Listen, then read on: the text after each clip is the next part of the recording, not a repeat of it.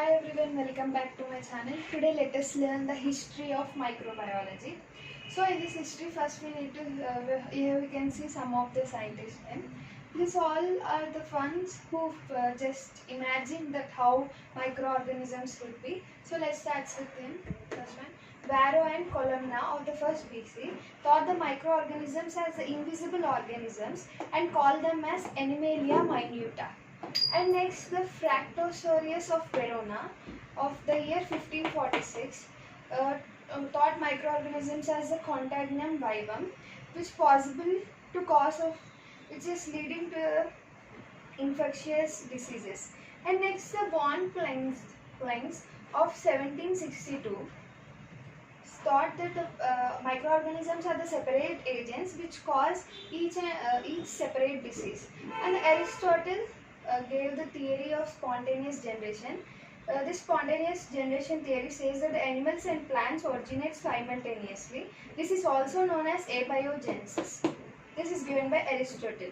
And next, the Redi. Redi in the year 1688 said that the life comes from life itself. And next, the Needham of 1745 said he supported the Aristotle's theory, that is a spontaneous generation or also known as abiogenesis, and he said that the microorganisms are from decomposing matter. They are formed from the decomposing matter. And next, the Spallanzani of 1769, he opposed the Aristotle and said that the microorganisms from debris may not sustain in high temperatures. So he opposed the Aristotle's theory. And next, coming to the Pasteur said that all forms of the life are from their own type and they may form from the de novo form. Okay, so this is all about the imagination and expectations about microorganisms before microscopes were invented. So they thought like this. And next, coming to Antony van Leeuwenhoek, 1632 to 1723.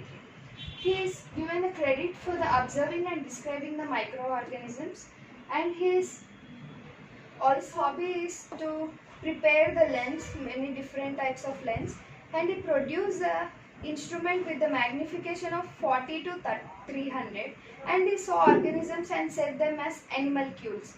Before, you can remember, before the microorganisms are called as Animalia minuta, but Antony van Leeuwenhoek, as he is seeing many different organisms, he named it as animalcules, and he sent this information to the Royal Society of London. And next, Antony van Leeuwenhoek is the first to observe the Giardia lamblia, which is an intestinal flagella.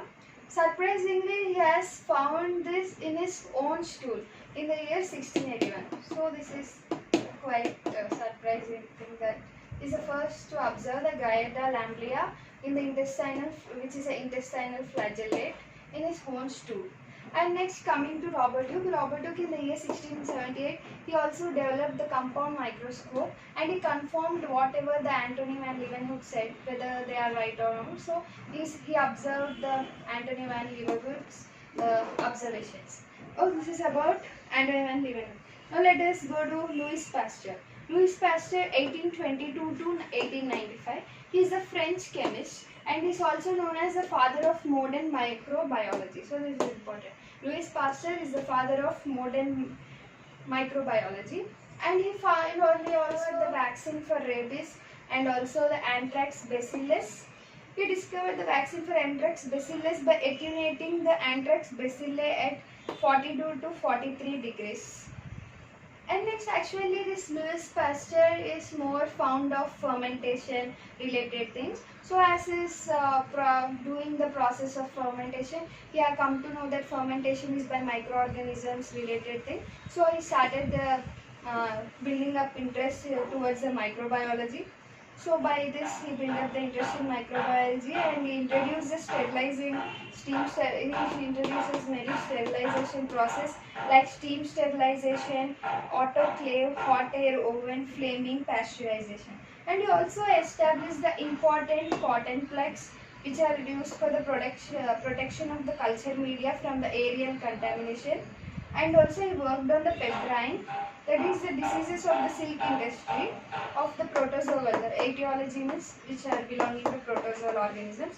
And he also introduced the complex media And accidentally, once Louis Pasteur observed observations lead to the live vaccine, means he unexpectedly lead to the live vaccine, like when he put a culture of the chicken cholera left for many weeks, and it is of no, it lost its pathogenic property, but even it retained and protected the birds against the cholera disease. So this is an accidental observation led to the live vaccine of Louis Pasteur, is known as father of modern microbiology.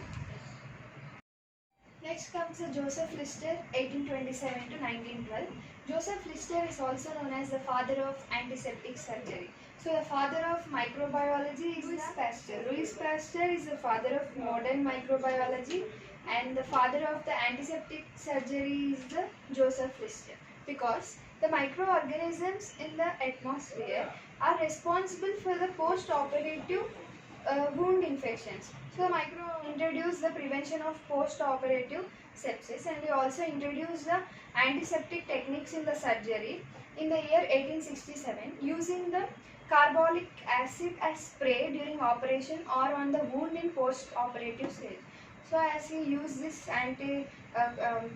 antimicrobial carboxylic acid as a spray during post-operative stage, so it is become the important milestone in the surgical practice. So Joseph Lister means you can remember like surgery. So he is the father of antiseptic surgery.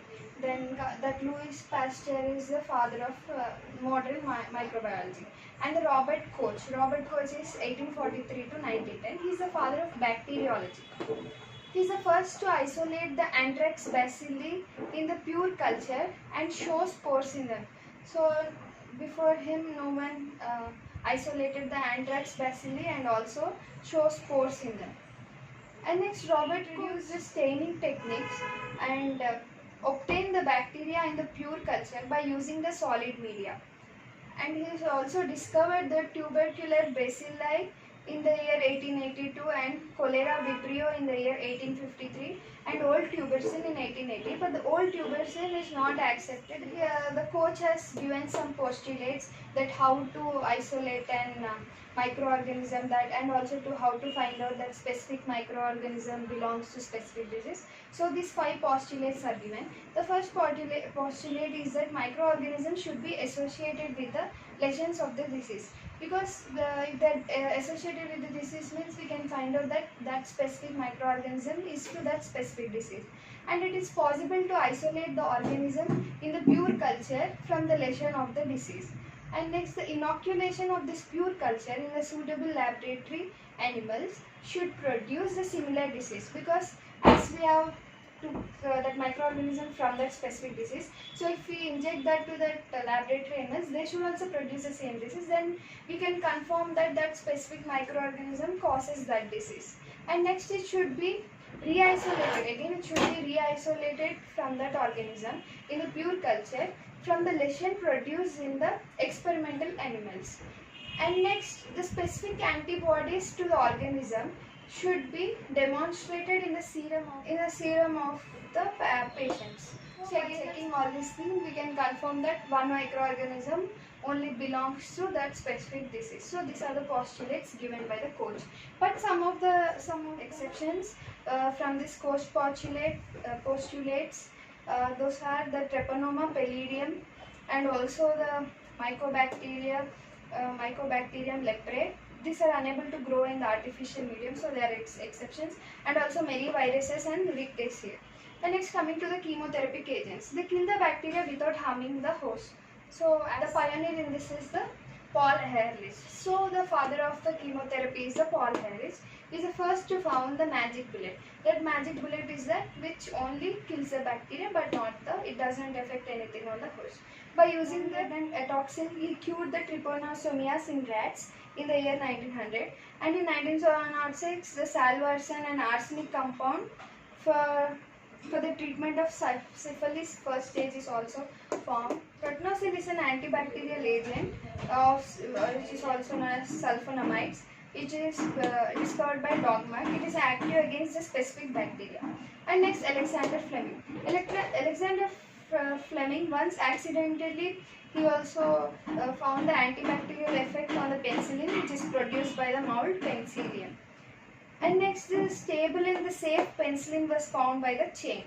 Next, the Waxman is found the large antibiotics produced by using fungi. So first and the large antibiotics are produced by using fungi, including the streptomycin. So these are all some important points related to history of microbiology, and there are also something related, that is by 19, which I'll say orally, that is by 19th century end, almost all diseases are known related to the bacteria. So some found that some diseases like smallpox, chickenpox, measles and common cold, they do not have some structures related to bacteria. So they have thought that those structures may be so small so that they cannot be seen under microscope. So that Ivanskoy proved that the ultra microscope structures are still present rather than bacteria, which also cause diseases in humans or other animals. In the mosaic, in the tobacco mosaic, you know that tobacco mosaic virus. So he took that and he took the juice from that infected tobacco mosaic virus and he applied to the fresh leaves, and he found that even they are affected. And before doing this experiment itself, we have removed all the bacteria, so I can know that there are any other structures rather than bacteria. So, and also Benchnik also confirmed these findings, and later the Lofrel-Froch said that the filtrational agent which is responsible for the foot and the mouth diseases are also these viruses. And the first human proved disease of viral is yellow fever, and its nature and also the transfer by the bite of infected mosquito is discovered by Walter Reed in Cuba. So these all are some of the important things, like Edward Jenner, the first vaccine to the smallpox by using the cowpox virus, and also Nuttall, who found that the defibrinated blood has bactericidal effect, and Buchner, heating the sera for 1 hour at 55 degrees, he said that it has a destroying effect. And Wright, he described the opsonil in serum. And that's it. And some structures. Here we can find some of the years and scientists and also discoveries. And also in the next page, here you can see this small boxes. This all just once we need to refer. So that's it. If you like my video, please like, share and subscribe.